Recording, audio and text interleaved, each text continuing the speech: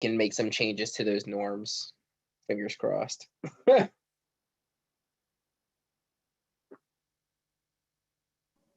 Oh yeah, book club on Tuesday. It's gonna be pretty great. The politics industry. If you don't have time to read the whole book, just listen to the Yang Speaks podcast with the author Catherine Gell. Yeah. So, like a condensed version. And if you don't listen to it or read the book, just come hang out and chat about politics with us. It'll be fun. Well, I feel like this discussion is more interesting than talking about politics too, because it's like the mechanics of how the decisions are made, not like arguing about any specific topic, but like this is how the it's not even about policy. It's like how do we even pass stuff, you know? How are these decisions made? What are the incentives around it? And why does like one particular type of voting incentivize things versus another? It's like it's so fascinating. But I think a lot of Yang Gang, you know, like we're interested in the details and the mechanics of stuff. And this book, like, I don't know, I just really enjoyed it. And it's a fast read, so would highly recommend. Thanks, Paige, for hooking this up. Yeah. If I'm not working on all right, so I have us live on YouTube and I'm about to share it to Facebook and then we can get started.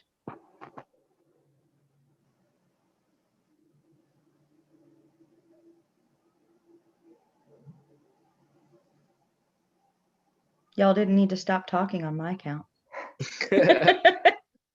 Now that we're live, I can't speak.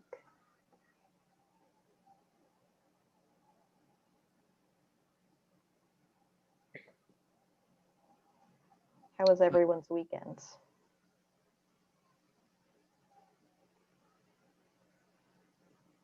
I had a fantastic weekend. Saturday night was spectacular. What'd you get into, Clay? I'm from Philadelphia, and I'm so proud of my city. I watched my city push us over the top. I was like, go Philly, go Eagles. That's awesome. That made my day. That was it. That was good. Yeah. I went hiking yesterday, which was really, really nice to get out of the city.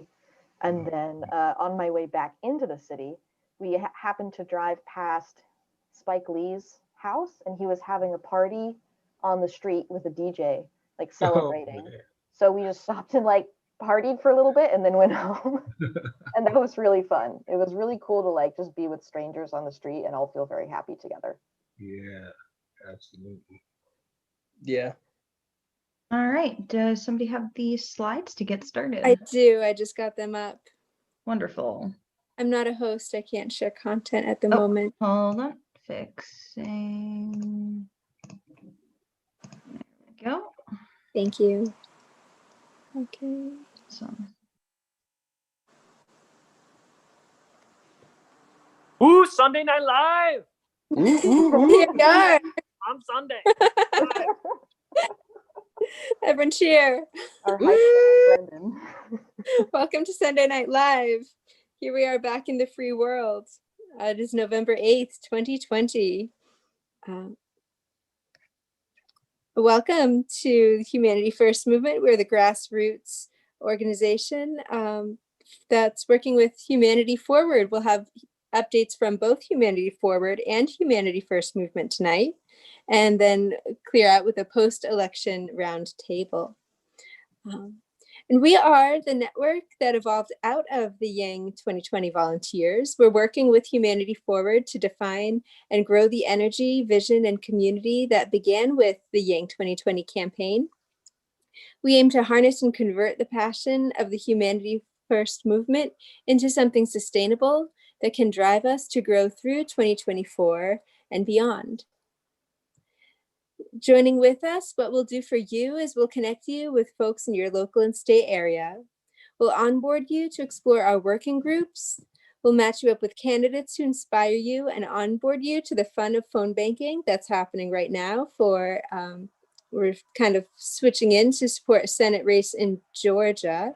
And we're going to watch movies together and hang. We have a vision that we unite behind for a future where a data-driven government prioritizes intrinsic human value and quality of life. Mhm. And we have 6 core values that we hold up. And for this conversation, as we get into the roundtable, we'll remember, of course, with humanity first, that while we may not agree on everything, we can agree that we're part of a shared country, and our goal is to make the country stronger and healthier for ourselves and our children. We want to have, humanity first values in our conversation, and be listening to one another, not tearing anyone down, having differences in opinion, and of course, grace and forgiveness when we realize we might have made mistakes, maybe said something wrong, overstepped boundaries. Just as everyone participates in the round table, we'll hold ourselves accountable to being in a really harmonious conversation together. All right. Upcoming events. We have a book club. Paige, will you tell us more about this?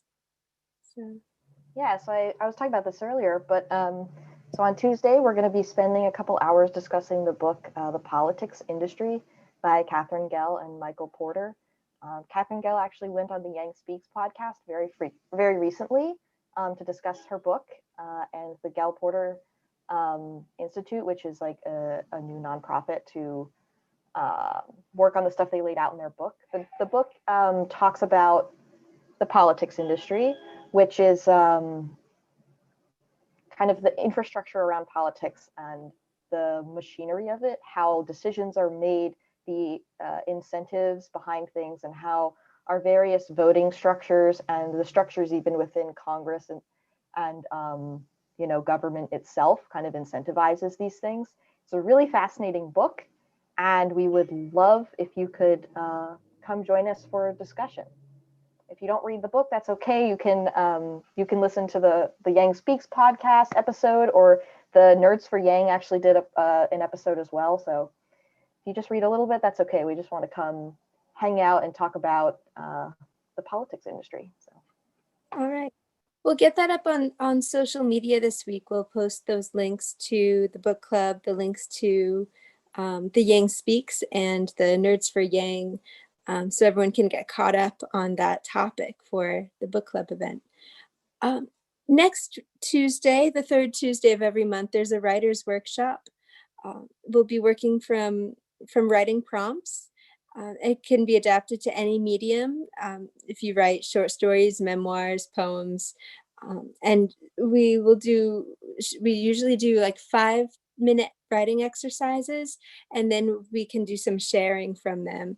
So the way it's run is very community building. You definitely get to hear the other voices in the room and share yours, but there's no pressure to share what you write.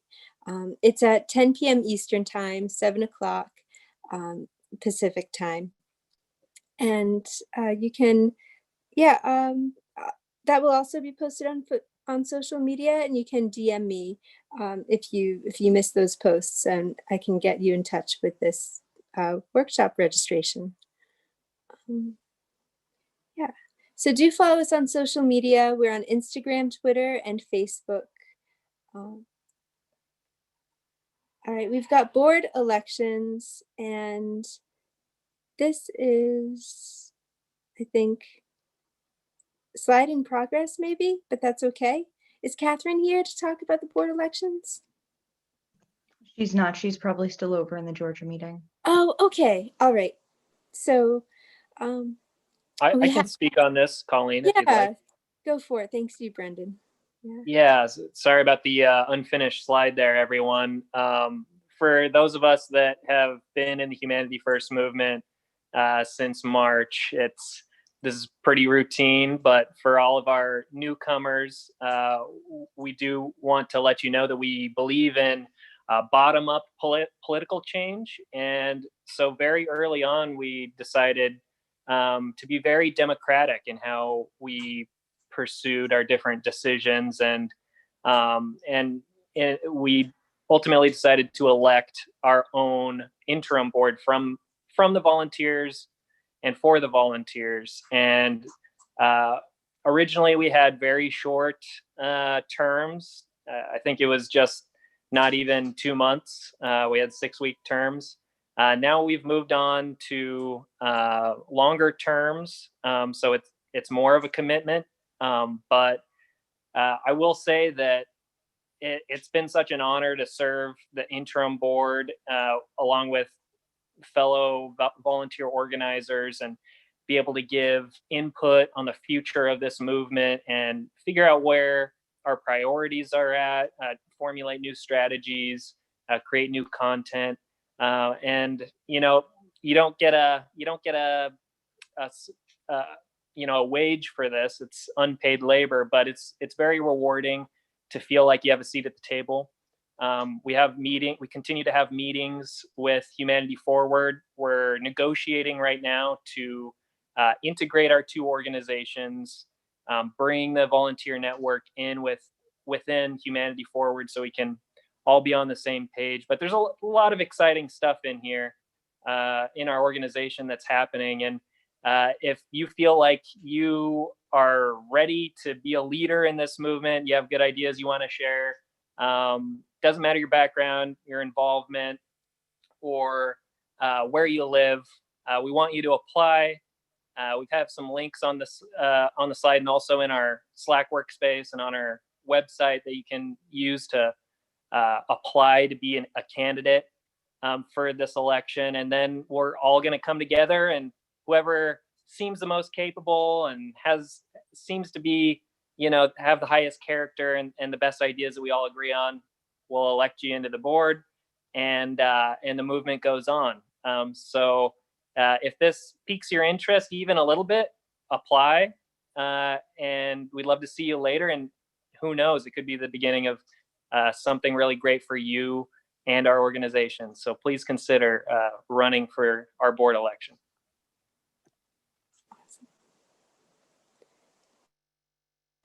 Thank you so much for that, Brandon. Yeah, do consider running. It's rewarding work, and so yeah, come join us. Come join us with the board, with writing workshop, with book club, and ways to join us. These links for joining the Slack are here on this slide. More links for joining hangs and getting to understand what we're about with our code of conduct is on this slide too. All right, now we'll go into the HF and HFM updates. So let's see, I think we've got Ray. Will you be covering for the HF updates? Yeah, sure. Okay. Cool. So Humanity Forward, now that we have gotten through the November 3rd election, we have decided our president-elect, and we kind of saw how we did with some of our down ballot candidates. Our next big push is to set up a new national campaign for basic income. To try to set one of these up at any of the states or at a lower level is kind of hard to have. Like, we need all of Congress kind of to come together across the party aisles and decide that basic income, especially in the pandemic that we are in, is an important policy for us to pass. The outcome that we're pushing for is at minimum 6 to 12 months of direct cash payments to all American citizens, and we are getting in fundraising mode to create some digital media, to invest in lobbying for the American people on this issue, to figure out how to set up some letter writing campaigns and some of the ground level direct action that we need to push forward, and make sure that our representatives know that direct cash is something that all Americans are in need of right now. So we had a meeting with some of the state leadership or people who are interested in starting state chapters, and we're going to start collecting at each state level people who will either set up fundraising campaigns or set up other like digital media campaigns, or look for lobbying groups based on what their volunteers' focus is. Humanity Forward is already spending like a pretty decent amount of time fundraising and trying to get the money and resources together to kick off this campaign. And be serious about it with, the staff that they have. And this is, a lot of it is trying to take advantage of, we have a new president, and during the first 100 days is generally when they have the most power, the most efficacy to make important decisions. We want direct cash payments to be one of those. And, that's what Humanity Forward as a national organization is going to go all out on. This isn't to say by any means that like whatever state initiatives you're going through. I know Arizona has some rank the vote stuff happening with trying to get ranked choice voting on the ballot. I know that in DC, Maryland, I talked to someone about a Save the Patuxent River, which is a river I grew up off of, from some new business pollution efforts. Georgia obviously is going to be focused on the big Senate race down there. Every state is going to have their own local issues that they are heavily invested in. But from a national perspective, we kind of all got together because basic income was important to us. And so that is what Humanity Forward National is focused on. And again, like fundraising, lobbying, digital media campaign to make this happen in Biden's first 100 days. If you want to get involved with that and figure out how you can get your state organized, or figure out who is leading your state so that, you can collect together and brainstorm some ideas, or just have a group that you phone bank with regularly for whatever initiative, let me know. And I'll put my email in the chat and you guys can like hit me up. And I can pass you to who the state leader would be, or if there's not one, get you volunteers in your state who you could help organize. But that's what we're focused on right now. Nice. Solid. Thanks, Gray. Going finally, now we're at, I think no more other updates to do from Humanity First movement, and now we can go to the roundtable. This post-election roundtable is really focused on the Humanity First movement's like candidate support role with down ballot candidates, and we can go about this. How do you say? Use Zoom hands. Oh, so yeah, we can. You want to take in? Sure. So it's a roundtable. We have 15 people here right now, so we should be able to talk pretty smoothly amongst each other. Use the Zoom hands if you want to cut in or make a comment, and we'll try to make sure that everyone gets to be involved, and everybody who wants to be is involved in the discussion. And yeah, Paige. We want to start off with like a question to give people kind of a starting point for a discussion. I think I don't have one in mind. Yeah, I've got a question. So, I was at one point like a semi-competitive gamer, and I like to think about any game, right? And winning political races is kind of a game. That's why we're attracted to it. Post-game analysis is really like how you get better. So I would love to hear, for anybody involved with any of the races, what are some things you learned? Like, what was one of the biggest things that you learned after being involved in a race, whether it was as a volunteer or if you did any staff stuff, or even if it's just observing someone else who you saw be effective in a race? Like, what was the biggest thing you took away from that?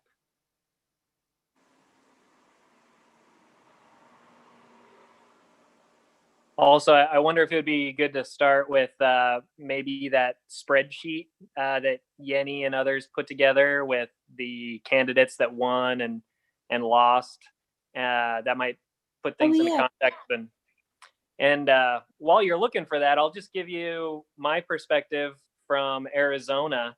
Quite frankly, we had just a fantastic group during the Yang 2020 campaign, and we tried to pivot over the spring to work with other candidates and endorse candidates and build up relationships. And largely, unfortunately, we met a lot of obstacles in building those relationships with Democrats, and we were focusing on Democrats because Andrew Yang is a Democrat, and it has a little bit more clout. But we found that a lot of the Democratic Party here in Arizona, at least, they were going after the moderate voters. They were going after Republicans who were disappointed with Trump. And so they didn't want to be associated with a UBI group, and thinking that that's more radical left wing, right? And we know that here, that we're not left, we're not right, we're forward. We have lots of conservative members, and UBI is supported by more than half of Republicans, according to one poll at least. So that's not necessarily true. And we're still waiting on the full results from our two endorsed candidates here, Julie Gunigal and Suzanne Hugg. Unfortunately, both of them are running behind in their elections, and for different reasons. But it really made me reflect after seeing a lot of Democrats go down where they were polling pretty highly before the election. It just struck me that we should have been putting as much effort into Republican races to try to break through the party and break through the stereotypes.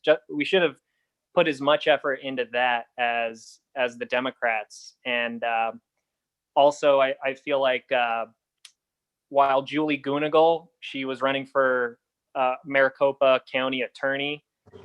It's our largest county here, has 60% of the population in Arizona. While it looks like she might still edge out her competitor, but so we were able to do work for her. But for Suzanne Hugg, she was a candidate in a deep red district that hadn't elected a Democrat, I think, for the last 40 or 50 years. And it was an uphill battle. We had the most votes for a Democrat in history for Suzanne Hugg, but it still wasn't enough to overcome the massive number of Republicans. So we also we legalized marijuana. We also, through a ballot proposition, Prop 207, Prop 208, we increased funding for education in Arizona. And so we're grateful for those wins. But it really makes me think that next time around, we got to do two things. We got to work more with Republicans, work more with independents if we're getting closed out of the Democratic Party. And then also we need to really focus on the candidates who are in districts where it looks like they can win, where there's a precedent. I think we had our heads kind of, we were dreaming a bit. And it was great to do it, but everyone would feel a lot better if we won some races. So those are my 2 cents.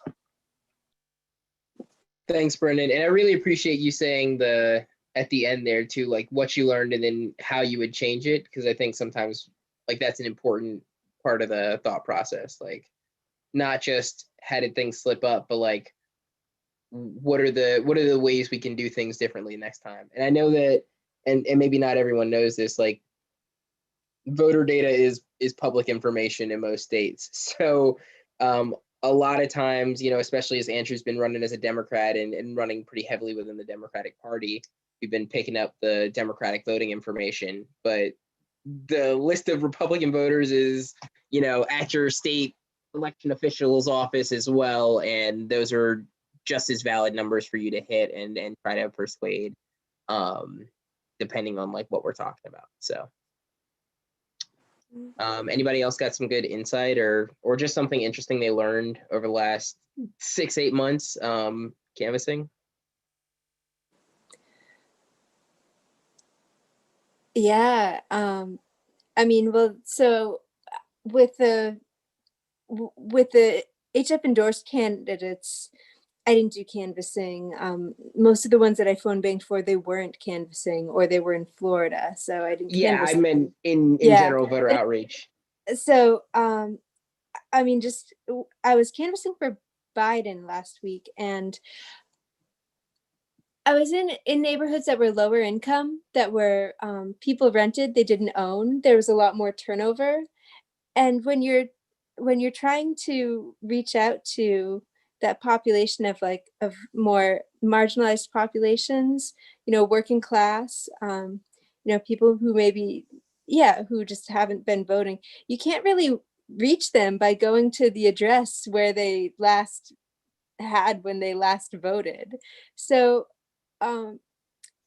it seems like that's where a better understanding of deep canvassing might be much more applicable to some of these populations we're trying to reach. Also young, college students, you go to, their home address, they're not there. They're not home. They're not going to be home later. They're not going to be home for 7 months. So it just isn't effective. And I think, what I remember hearing in the case specifically of Robbie Goldstein, or, you need to recruit volunteers who speak Haitian Creole and have them canvassing. Yeah. Yeah. That's, second, find the second language of the not even minorities. In some of these districts, they're the majorities, the ethnic communities are. Honestly, I think almost a dating app might be more effective than using Minivan for canvassing. You just get those conversations, have a one-on-one connection, go bowling, gang them, and then. I was gonna agree with you on that. I think I've done some phone banking and stuff back in with the Yang campaign and everything, and I was wondering if there's been any efforts to. I know that I saw some from the Democratic Party, but to actually use social media as a proper form of voter outreach within the campaigns, because most people are, it's hard to find them at their house. They're not going to answer their telephone, and text banking is okay, I guess, but when people are online in social media, that's where they expect to be, I don't know, propositioned by people, and it's a great way to build an actual relationship. So I don't know what the proper way of approaching that would be, but it seems like if you had volunteers that could just find people that were pro your candidate or pro a certain subject, they could be fed into whatever voter database system is being used. Well, you could do that with the Vote Joe app. You could look up any of your followers, if you know their state, your city, maybe their zip, maybe put their name in the app, and then you can ID them. And then, basically, you want to have a conversation that's natural to a certain degree. But if they live in Georgia, then you say, hey, did you vote on November 3rd? Are you going to vote in the special election? And then you, with the app, in theory, in terms of Biden, you could have marked the person as somebody who's going to vote by mail, and they're definitely going to vote for Biden, or they're undecided or whatever. And then the campaign can take that information and go from there. So, but that's a way to marry your network with the voter file and then do campaigning that way, rather than rely on a random list of people. So you'd have to DM people. You'd have to reach out individually you could do a survey, send the survey out and post it online to 1 million people, and then see how many people reply. I was thinking a little bit differently than, that's how the Vote Joe app is closed. It's like a step in that direction, but I was thinking more, the campaigns, probably the HF organization itself would have, their own database, and they're actually watching, who's got a blue hat on, or who's replying to Andrew Yang threads and stuff like that. And if someone is, and trying to bring people in that way, and you'd want to do it transparently, of course. So maybe it would have to be, you'd want it to be someone that's flagged as a volunteer or a member of, campaign or organization. But because the Vote Joe app required you to, it was sort of like you ping people that you know, and that data sort of goes to the campaign, and that sort of, I don't know, I don't know what they ever did with it or where that went, but It supposedly got synced with the state parties, state campaigns. But I'm always suspicious. I always ask questions. I'm sure. Yeah, I'm sure some of that gets sold over. Michael, I just want to reiterate kind of what you're saying, because I think that you're on a very good track here. And it sounds like you're saying, as we support new campaigns, it was hard to figure out, and based on Colleen's point, right? Like younger voters, renters, people who aren't making as much money because they're transient, using their location as a way to reach them isn't always as consistent. Sure. But you can go out of your way to find where they're at on social media, and then pick them up from there and see if they're interested in volunteering. That actually is something that I did a little bit of. So I was working on Robbie Goldstein's campaign in District 1. Yeah. And we were trying to figure out who was supporting us, right? And so I would go on Robbie's Facebook page and see who had liked it or commented in the last week. Yeah. And then figure out if they were, in our voter rolls, and ask them if they wanted to volunteer. I saw that you were on our page. In some explicit outreach in that sense, right? We could do something similar with who likes, or Colleen does this a lot. Colleen is amazing at this, but who likes or comments on things that Andrew Yang has been related to, and then figuring out if these people want to become leaders and help us push for UBI. Exactly. So like on Twitter, that's where I'm at mainly. If you use TweetDeck, or if you code with their API or whatever, you can refine a stream of tweets as they occur live to a certain region, and then hashtags and or accounts. And so I was playing with this with Herzog in New York a little bit, but it's give me this range. I just want to see who's tweeting about this candidate or this topic live, and they just scroll past. And so something like that is a way of I think they call it geo-blocking, is maybe a term. The term. Yeah, where you're kind of geolocating where a tweet is coming from, and then searching that against certain terms and figuring out who your base is. Correct. Yeah. And so then you could, if you found someone that was pro your candidate or pro your topic, you could then put that up against your voter file, and you're building out your database there. Yeah.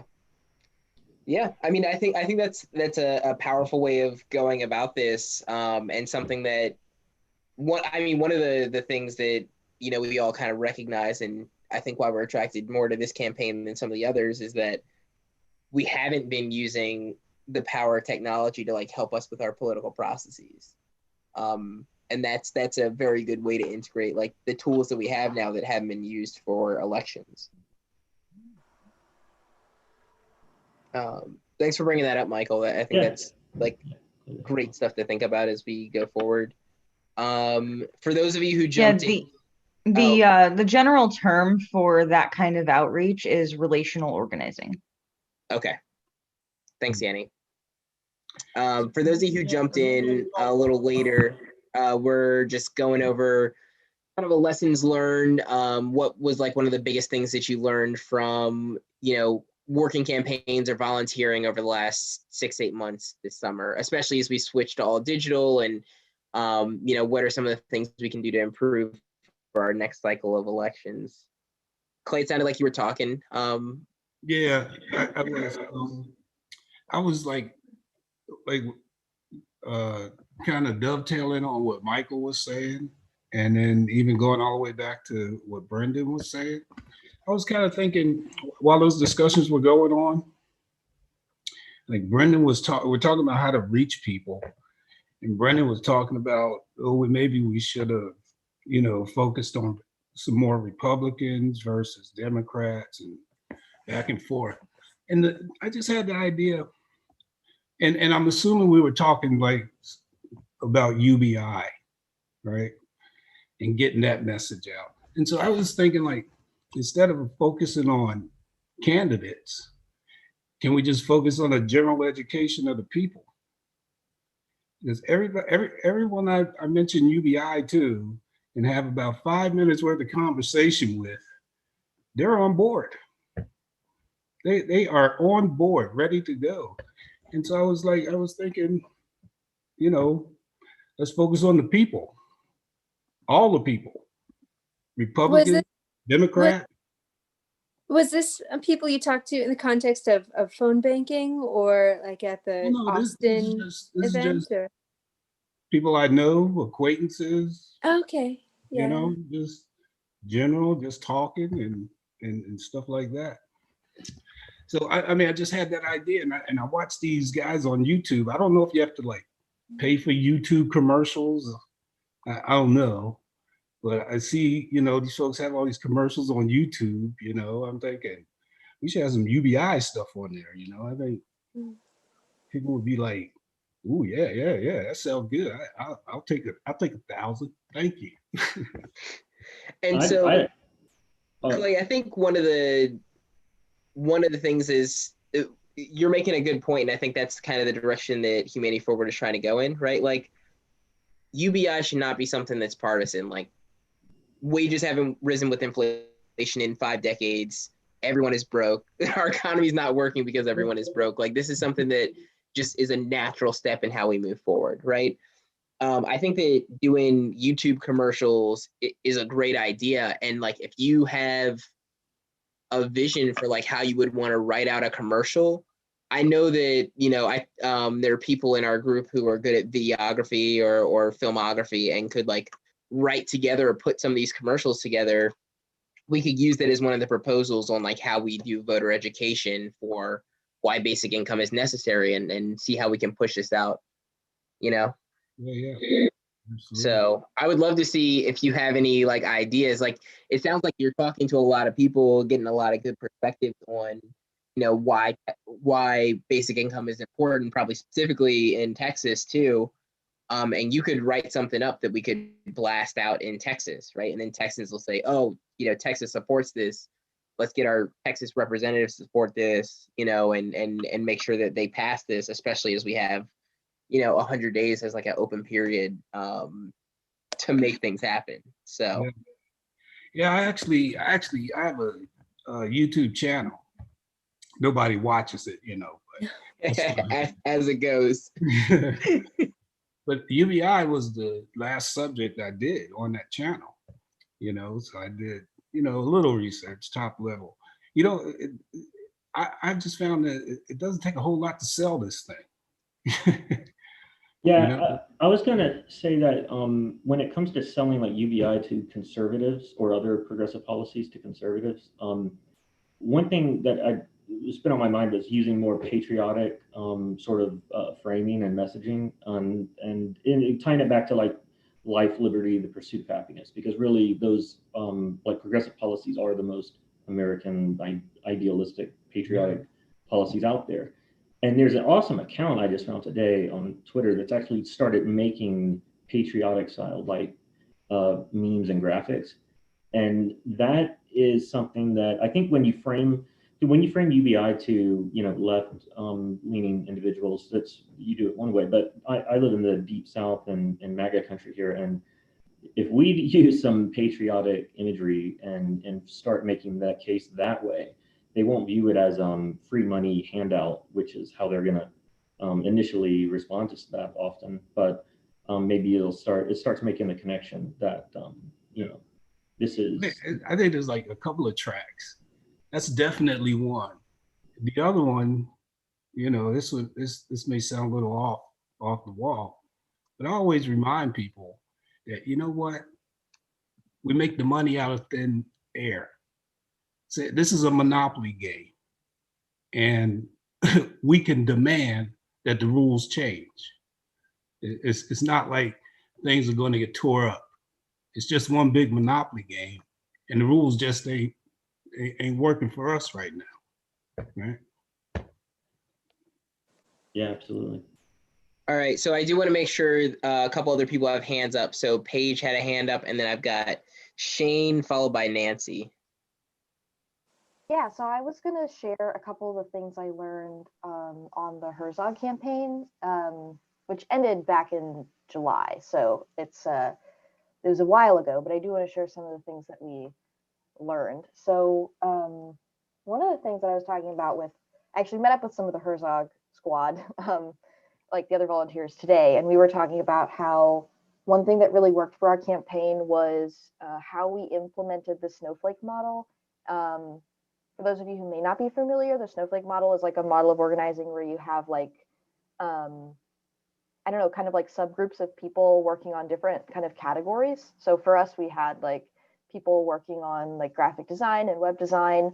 And then there was one person that kind of acted as the intermediary between like Jonathan Herzog, the guy we're campaigning for, like kind of the leader, the head honcho, and the group that was doing the graphic design. So we had that sort of structure throughout our campaign, and it worked really well at getting everybody on the same page and disseminating kind of strategy to all of the like working groups.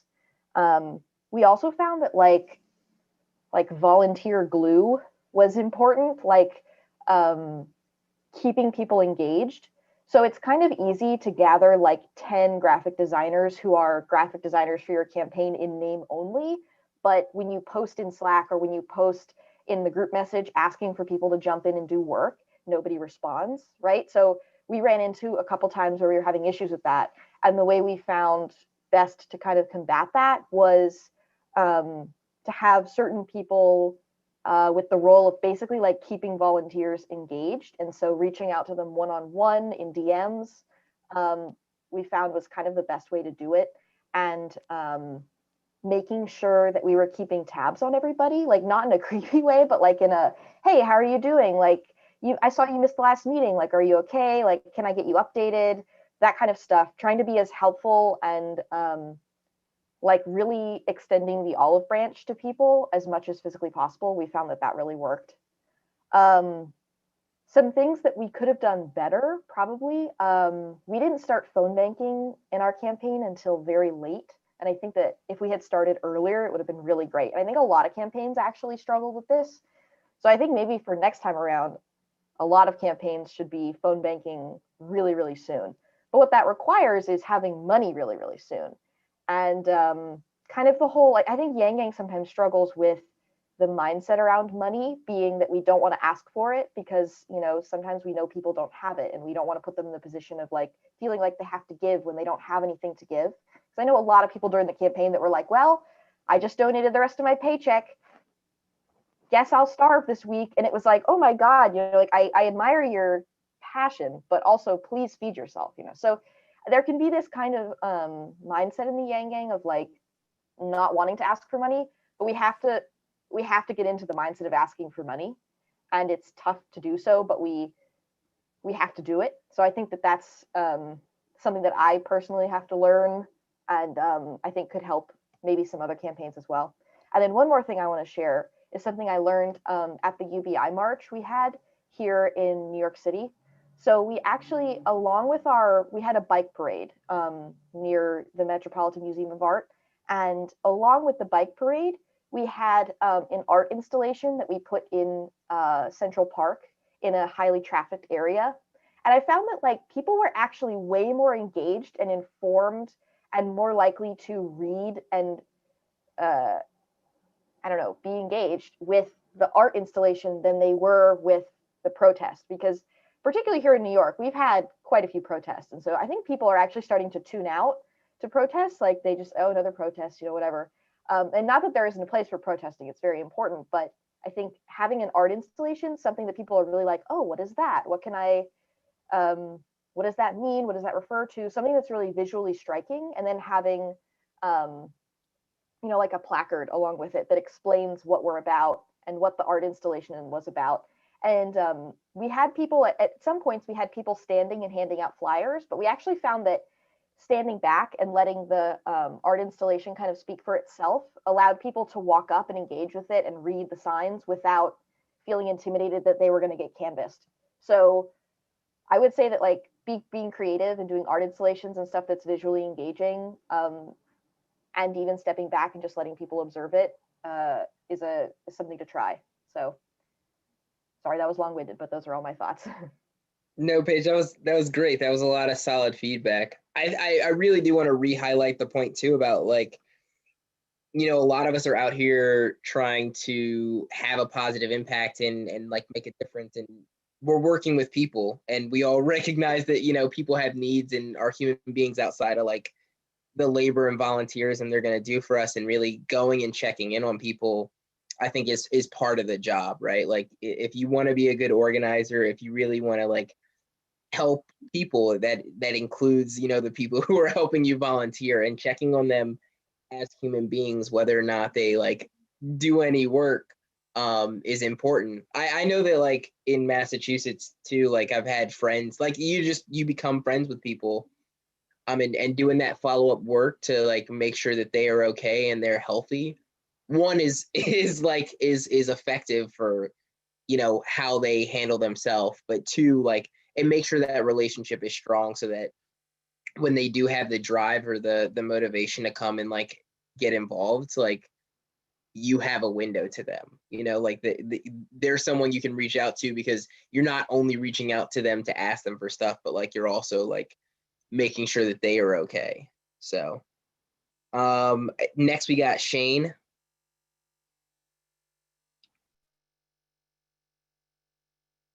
Shane, you're muted. Sorry, I double muted myself. Double mute. Yeah, I love what you said, because yeah, we gotta like water the relationships, right? We gotta keep taking care of them, or else they become superficial, even if there's no ill will, you know, or even no real negligence. But I guess that's the debate. That is that negligent? But yeah, I digress. I wanted to bring up something that Clay got me thinking about, which was about how it seems like it's easy to get people hooked on UBI if you have a real conversation with them, right? And we know that it's not a partisan thing at all. We know it like public perception wise, it leans partisan, but you know, we can change that. But there's something I've been meaning to do for a long time, and I've been poking around on it right now. Go to your Facebook, go to friend lists, and start categorizing your friends. If you know people have a strong bias, left or right, put them on the left list, and then you put out, you know, arguments that will appeal to left people. On the right, then that's the one where you say, hey, Milton Friedman, Richard Nixon, Red Alaska, like you just blast that out to the right. So I'm gonna do that right now. I'm gonna give myself homework. So I encourage everyone to do that too. Friend lists. Shane, that is some great info, and I'm super glad you shared that.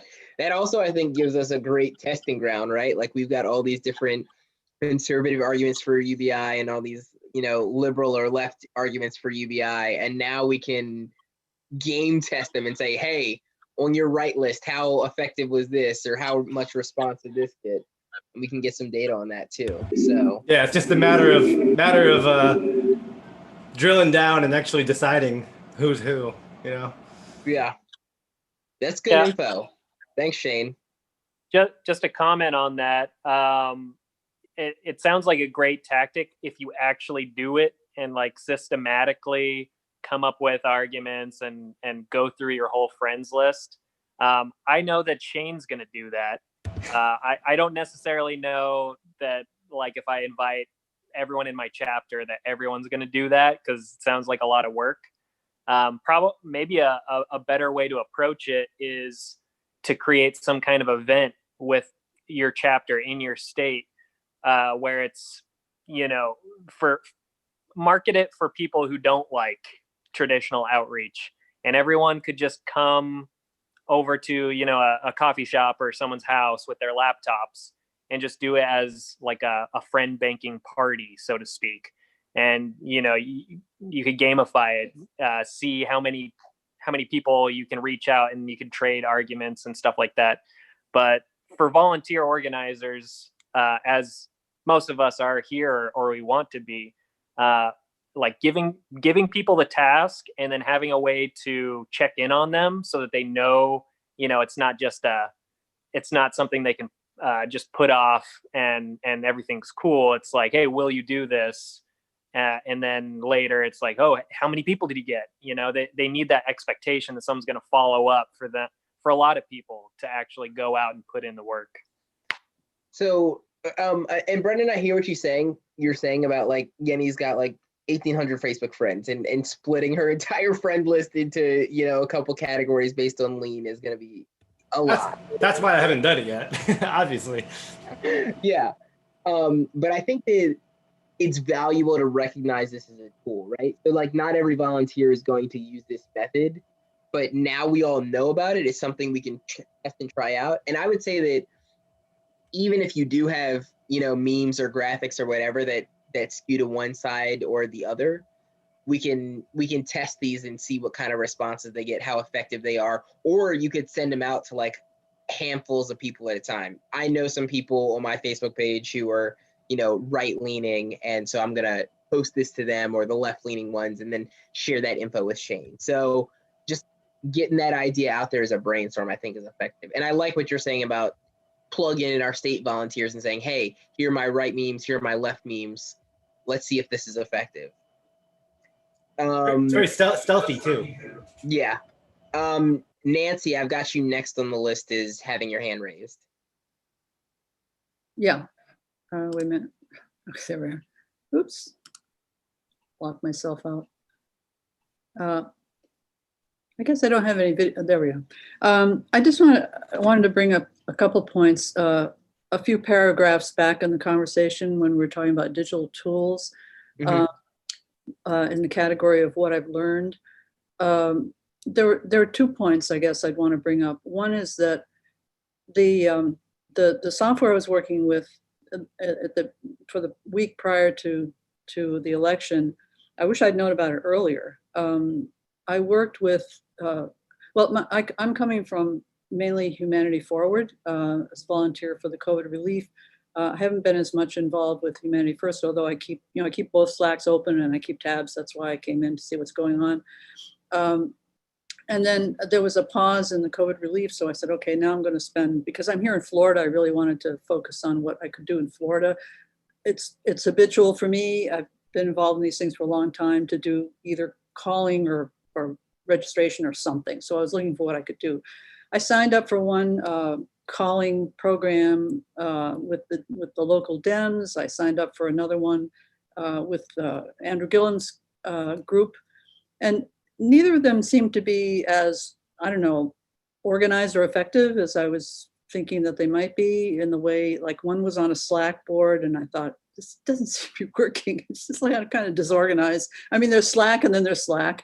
But I somehow, I can't remember how I found out about it, but you may know that Brenna and Lauren, I forgot Lauren's last name, Brenna Cully and Lauren were involved with voteamerica.com, and I signed up for that. And I don't know if any of you were involved with that at all or even looked into it, but I was completely blown away by how they had this set up. It's nonpartisan, and I sort of hesitated. Well, I don't know if I want to do a nonpartisan with this. I'm sort of a dedicated Democrat. But then I thought, well, okay, I've seen so many instances of where people just don't even know how to vote. I mean, they have crazy ideas. I could tell you all kinds of crazy stories about how people don't know how to vote. And I'm not talking about just first-time voters. I'm talking about people who, well, I won't go into all the stories. I had one person who was almost convinced that he was so angry about Trump that he wasn't going to vote. I said, no. It's you have to get as many people as voting as possible. I convinced him very quickly. He thought he had to go to his November 3rd, location. I said, no, you can vote. It's literally right across the street. Just go across the street. So then I thought, okay, when I got into this voteamerica.com, it's set up. Vote America just started. I learned a little history of it. It's just started last fall, and then this particular tool they're using only started in August. And I was completely blown away by how this works, because the way they have it set up, first of all, they have a whole library of every state in the country. all the data, all the information, similar to that information that Yenny was collecting on spreadsheets. This was done on websites, and you could drop down list where you could find a state and you could find out all the information you needed to talk to a voter. You didn't have to be an expert in voting to talk to any voter. But the key to it was that it was set up as a helpline that anybody in the world could text and just get information about where do I vote? How do I find out about this? Is my ballot, how do I find out about my ballot if it's been received? So many people, most of the states have information available online for how you check your ballot. Most people don't know this. And so we gave them information, we gave them links, and these were direct one-to-one conversations with voters. And it wasn't that we were reaching out to them individually, it's that they were reaching out to us. You just had helpline, text 46518 or whatever it was. And so there were thousands, literally thousands of people a day who were contacting us. And the November 3rd, we had 4,000 people that we helped get to the polls. Either help get to, and most of it was helping get to the polls or get them to a place where they dropped off their ballot. I mean, I have lots of stories from those days. I mean, one crazy thing is a guy had moved from Florida to Washington, and he said, "I'm not registered. I'm registered in Florida." I had to tell him, "Well, I'm sorry you can't vote, but I could check Washington." I say, "But you can register in person." And then he said, "Well, I don't have he tried it online and he didn't have his Washington driver's license." And I said, "Well, okay, let me check further." And then after a long chat, I got him in touch with the local elections because I had all those resources to back up, this little conversation. And I was able to get him to a local elections board where he could register the same day and vote. And, that's a vote that probably wouldn't have happened otherwise. So we have lots of stories like that. And when I was thinking about this technology, it was so impressive that it was, the other point I guess I was making is that the voter education is immensely important. There was an NBC News brief analysis that showed that the 2020 election and people who voted, it was really the same as 2016, except for two things: changing demographics and more voters. And so these elections are won or lost around the edges, just around the edges. It's not just nonpartisan, it's people who you manage to get to the polls, or maybe people that you manage to clarify your position on. So this is what I'm getting to, that this was a nonpartisan get out the vote effort. Also before that, it was registering voters. But I'm imagining that this kind of thing could be used the same kind of format. And again, I don't know whether this is, if they have this software, this tool, if anybody can put it together, or if it's some kind of proprietary thing. I mean, I would think maybe they would be able to share it somehow and set up a similar thing so that you have, let's say, with voteamerica.com, the way they got people to know about it was they sent out they sent out text blasts to all kinds of people, like from voter rolls or whatever rolls. It was nonpartisan, so it was all kinds of people. So I mean, you could have a similar thing, I was thinking, where want to have a conversation about COVID relief, I'm not suggesting specific lines, but it could be partisan, or it could be issue specific, like UBI, for people who want to get engaged in a conversation about that, or want to know which candidates are supporting this, or just general information. You could have a vast resource of information about UBI and all your candidates or your people in Congress, like who should they contact, all that sort of thing.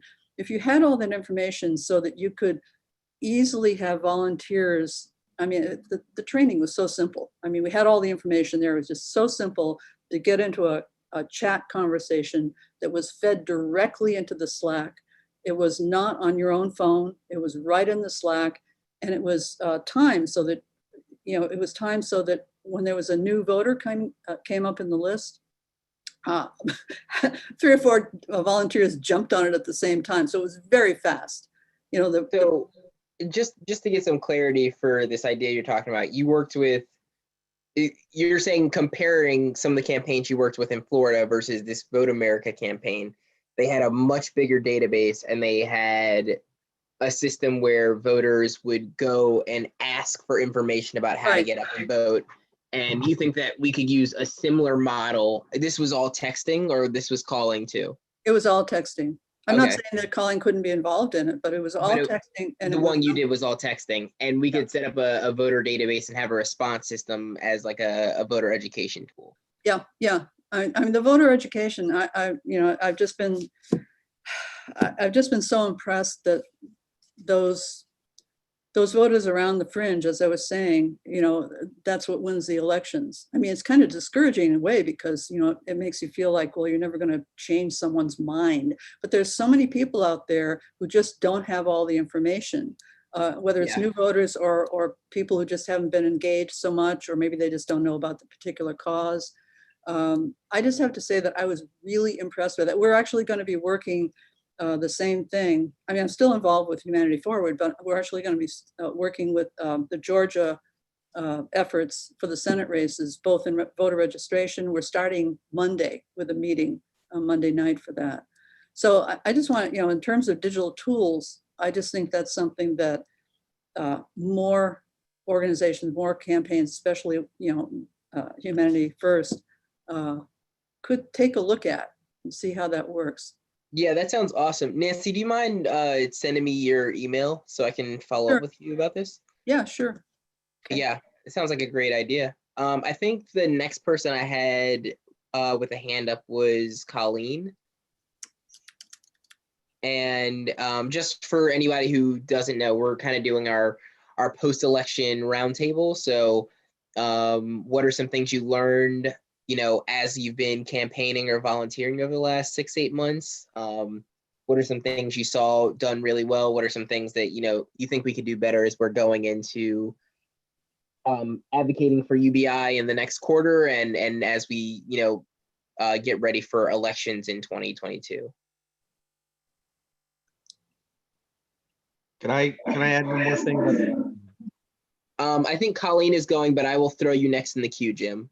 All right, sorry, I forgot if we were raising hands or. Yeah, we are. Yeah.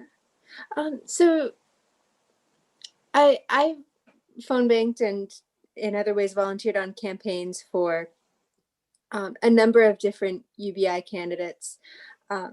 And it was, I was trying to learn a little bit from some of the volunteer leads at Humanity Forward about like who has a closer race, like who can I help, push over the finish line.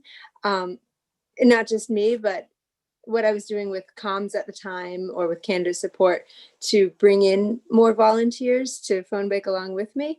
I wanted to find what were the close races, and there isn't polling for down ballot candidates. There was, Yenny posted one from Al Gross that at one time that he was neck and neck. And so that was really exciting. And so that helped to direct volunteers.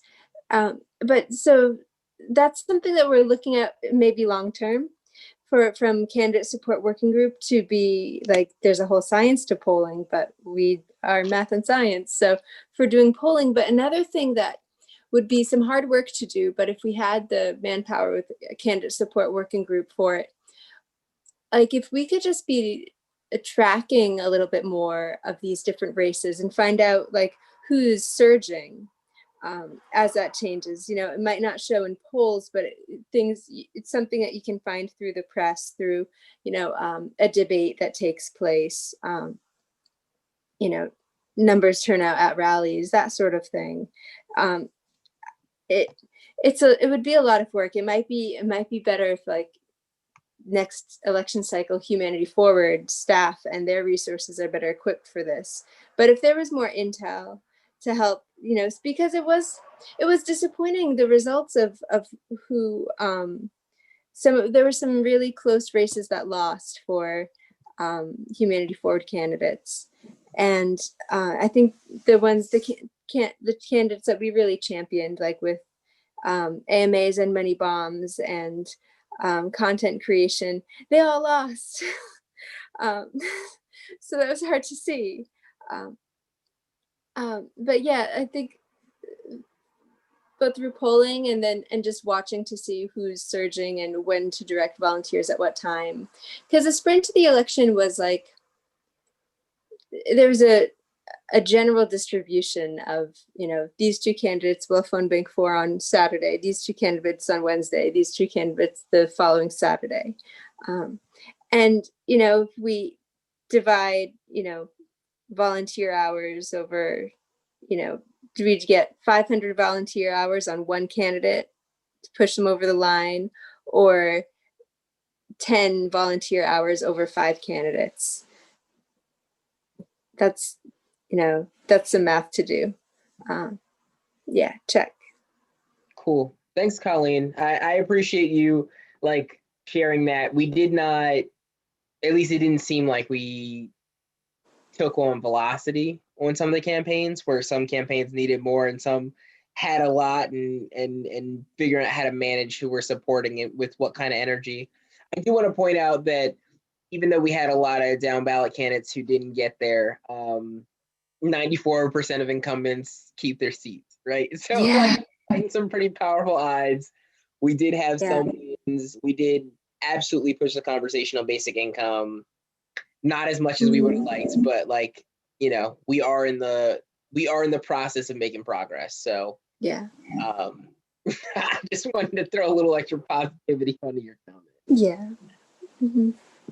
Jim, you had some insights to share? Yeah, I just wanted to add more about the app, because I think one thing the Yang Gang might be interested in, partly what Colleen's talking about, which is maybe analysis of the candidates. We don't have to say, oh, just spend all your time on Al Gross because he was polling well, but if we can at least have a dashboard of where candidates are in terms of fundraising and district they're in, and Cook Political Report rates districts and stuff. So even, in House races, there are very few polls. So, that kind of helps, is the Cook report. But one thing that I think would be really helpful is kind of gathering intel, on examining and doing analysis of our candidates' social media and websites, and then looking at the opposition and what their social media and their websites look like as well. I downloaded the Trump app because I figured, well, he probably has an app too. And it's actually better than the Joe app. It's actually kind of typical of maybe the stereotype of Republicans in terms of the way they campaign, and Democrats. The Democratic app is probably more of a technical success. It has more capability for voter contact, but the bad news is that that's all it does. It is not a consumer friendly mobile version of the website.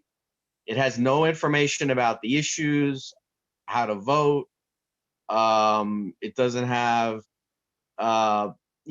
easy access to finding information videos or anything.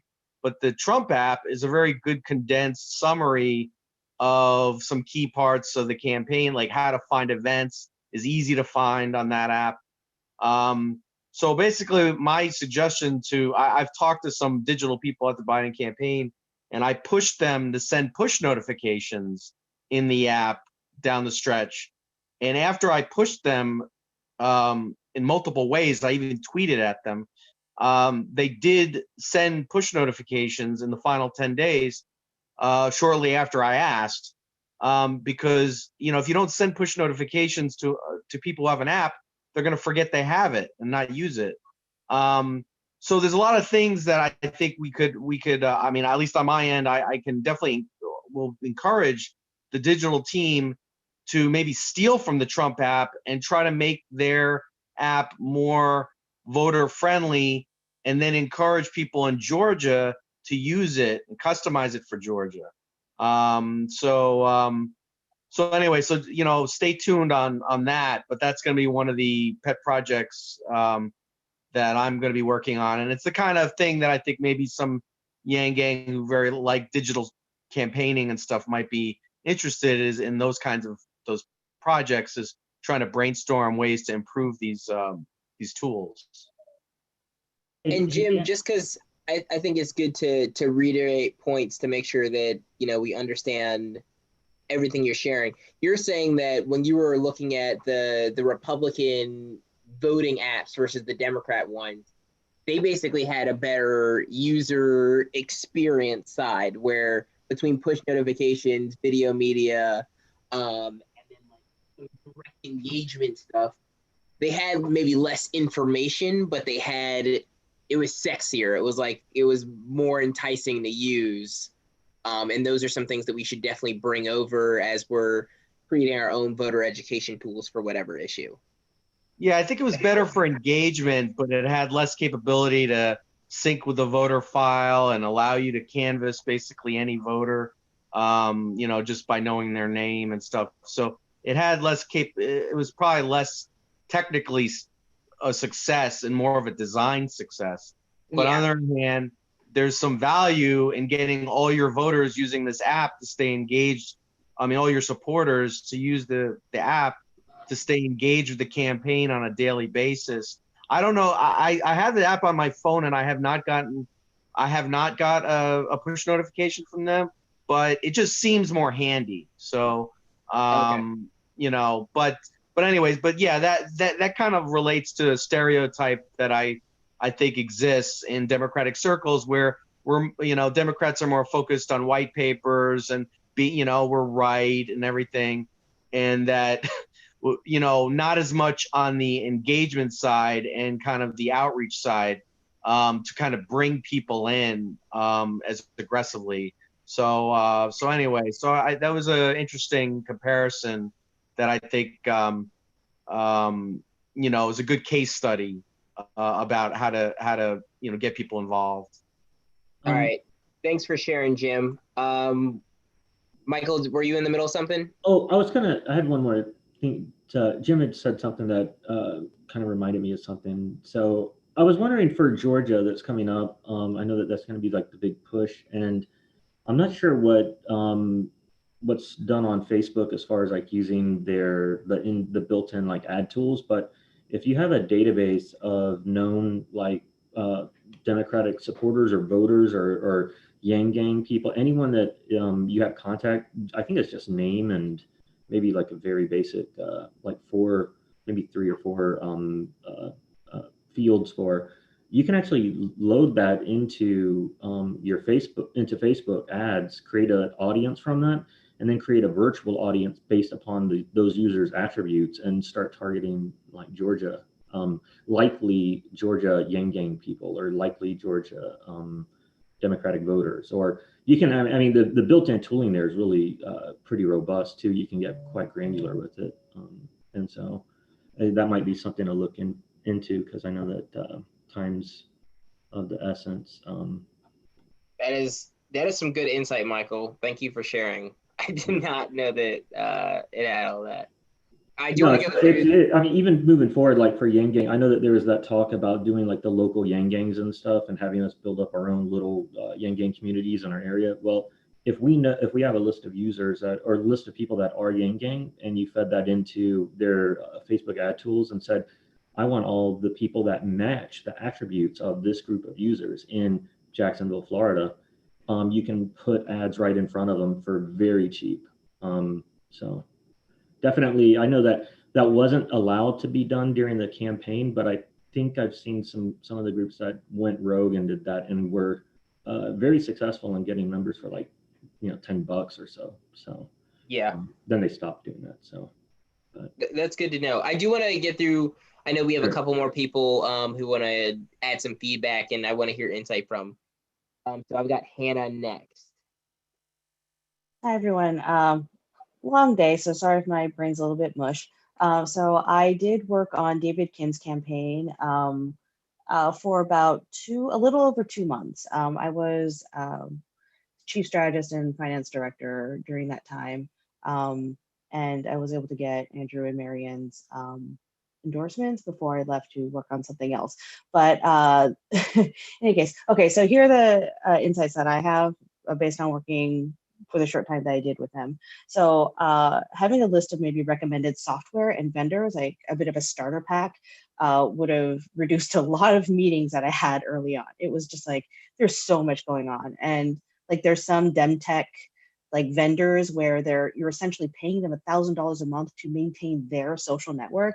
And I just told them to like buzz off. So stuff like that, just especially with first time candidates. So I feel like with HFM, I think part of the purpose is to nurture and maybe recruit for candidates to run, like especially for the first time. So I feel like having some tools ready for them would help them get going faster.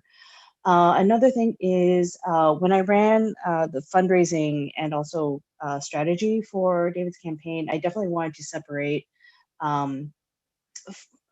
kind of separate fundraising from campaigning. So fundraising, I definitely want to leverage the national aspect of it, like across like DSA, Yang Gang, Green Party, whatever, and try to get national fundraising in that way, because these are movement candidates. So it's in the national interest to get somebody like this elected to Congress in order to enact movement policies, right? But in terms of campaigning, though, that needs to be hyper local. And because that's where the votes come from. So there kind of is no use in, making everything national, right? So investing a lot in like actual, what is the candidate and the campaign doing on a local level, and that inspiring fundraising at a national level. And also a big thing that I think is needed is a feedback mechanisms to the campaigns that HFM is supporting, that HFM is actually sending volunteers to regarding volunteer satisfaction. So when I was on the campaign, I advocated for an anonymous feedback form internally so people can report things. But in general, I think if HFM is able to be a liaison between volunteers and the campaigns, I think that would help a lot of the tension, because there were some big issues with David Kim's staff and how they like talked about volunteers, how they treated the volunteers' time, and just kind of the lack of appreciation. So being able to actually frankly talk with him about it and resolve some of those issues, I think would have been a really great help. And overall, just being really appreciative of volunteers and the time that they're putting in and the effort, like never take them for granted.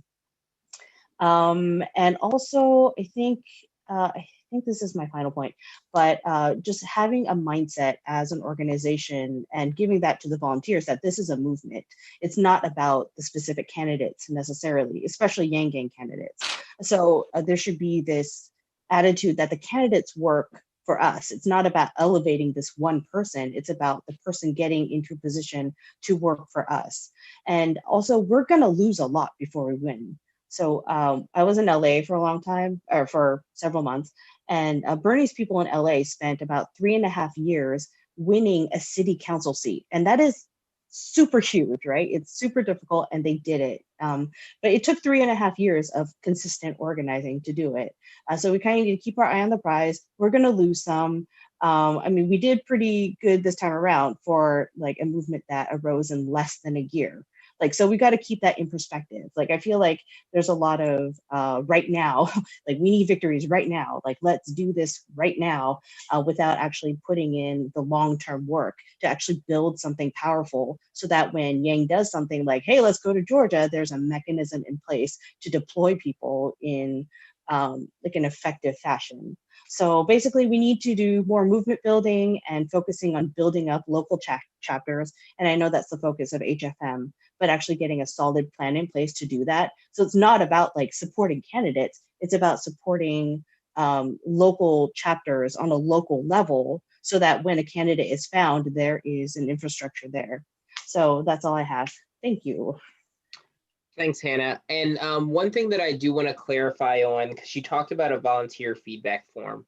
Are you saying that to have Humanity Forward say, hey, we sent you out to work on this campaign or that campaign, give us your feedback about how this campaign operated and some things that they did well or didn't do well, so we can, either give them insight or change these things for our next campaign? Yeah, exactly. Something like that. Because I think in one of the Twitter groups, somebody talked about some issues with working with the Donna Imam campaign. And I think that would have been really useful to know early on, instead of having to debrief on it, right? So having active, immediate feedback and having Humanity Forward or HFM be the organization that kind of facilitates that conversation, as opposed to putting it on the volunteers to have to advocate for themselves, which is very uncomfortable. Yeah. No, I think that's good feedback to get, because it really depends on. Hopefully, this isn't something that's a pervasive issue, but when it is an issue, it's something we want to be on top of. And having a method where volunteers can talk to us and we can get those things fixed, rather than, like you said, them being in that uncomfortable position. So I think that's good stuff, and I appreciate you sharing your insight. We've got two more. I think it's Steven, and then where is this? No, it's Kevin and then Steven. And now we're at 10, so those probably will be our last two for the night. Okay. First of all, I want to say that those were great points, Hannah. It's very thorough, very incisive. I mean, yeah. But I just want to quickly point out that I think it's important for us to push humanity forward to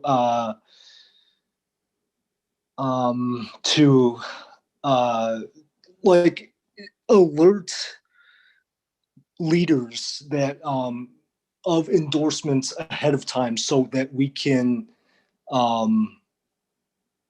embed ourselves in campaigns earlier.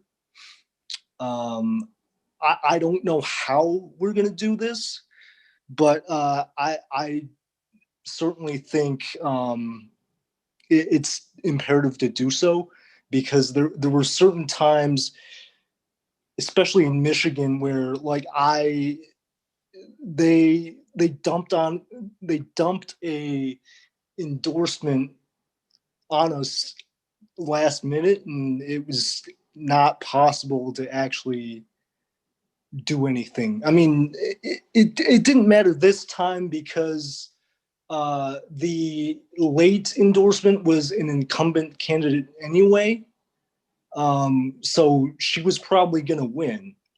But for the future, I certainly think that we should push for Humanity Forward to give us more of a heads up earlier if they're going to do an endorsement. Yeah. Check.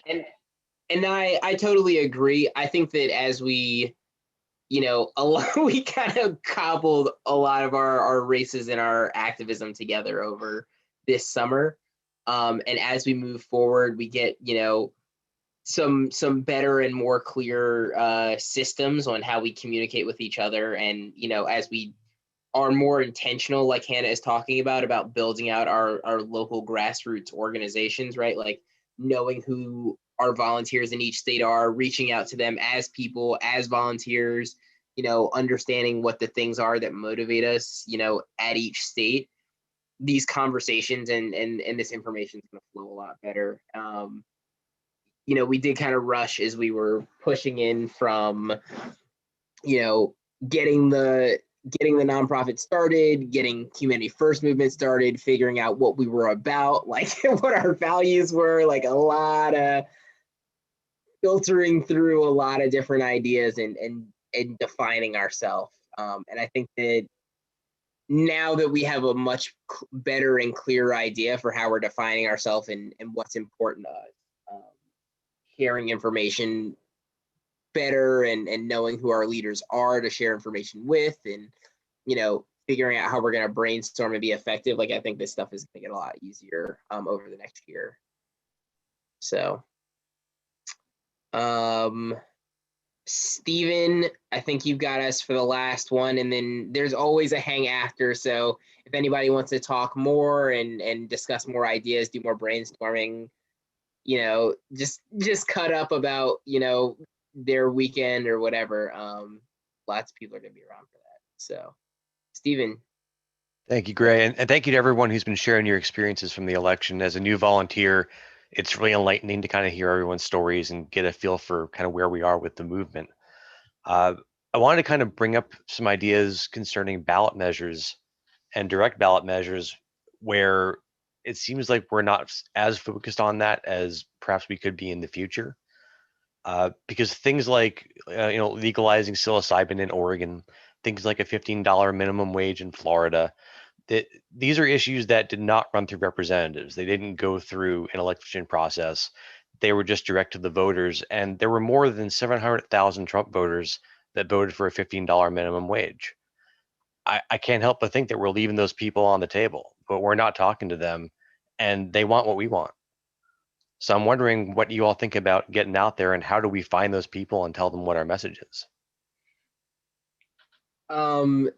So because you're asking this one as a question, this is something that I want to start digging into over the next week or two. I know that, I think I absolutely support us doing ballot initiatives. Massachusetts, unfortunately, did not pass the ranked choice voting initiative here. But I know that Brendan is working on one in Arizona, and there are a number of other states that have fair vote ballot measure campaigns starting up, where they're going to collect money, collect signatures to get ranked choice voting on the ballot in their state.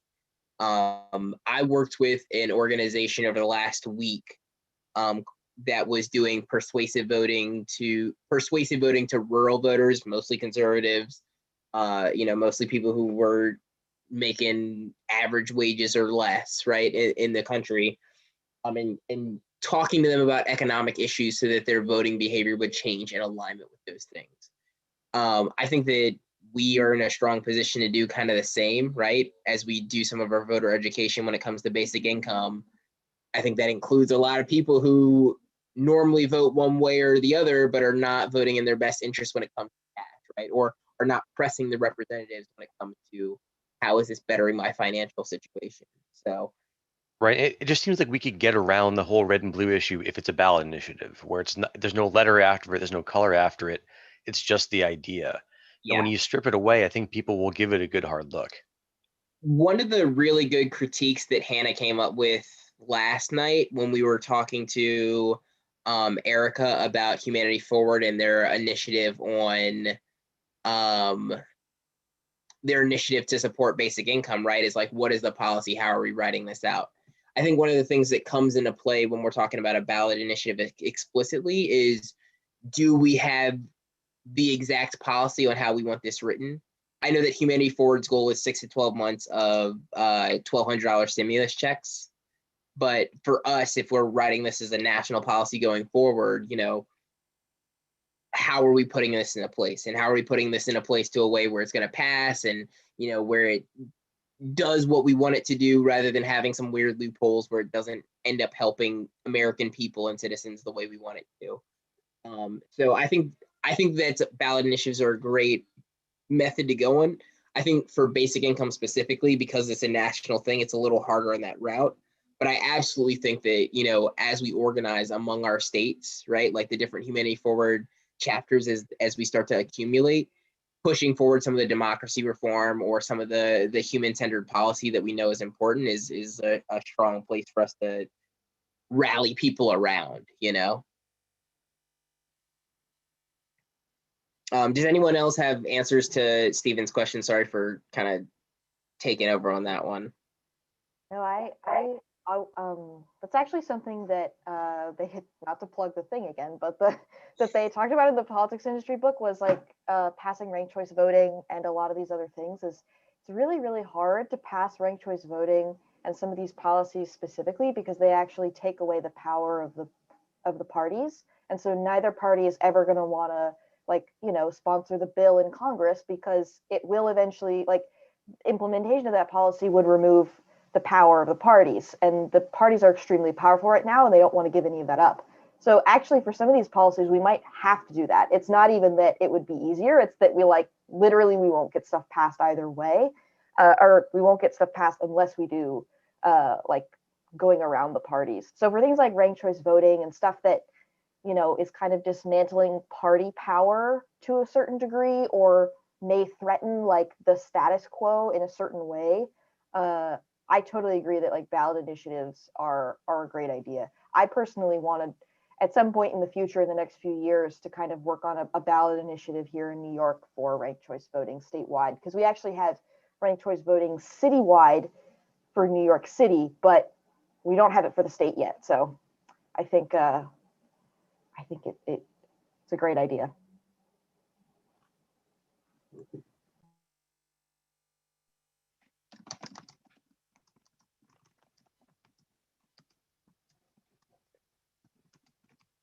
Well, does anyone else have kind of thoughts on Stephen's question about ballot initiatives?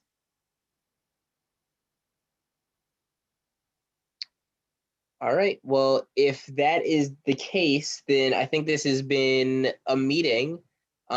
Super glad about all the insight that we got tonight about, what we've learned and how much we've grown over these last 6-8 months as we kind of dived headfirst into, working on different elections and campaigns. I know that this isn't the case for all of you. Some of you, like Jim, have lots of reps, but for me, this was kind of my first election cycle, and super glad to have worked with all of you and learned so much from all of you who've been out here.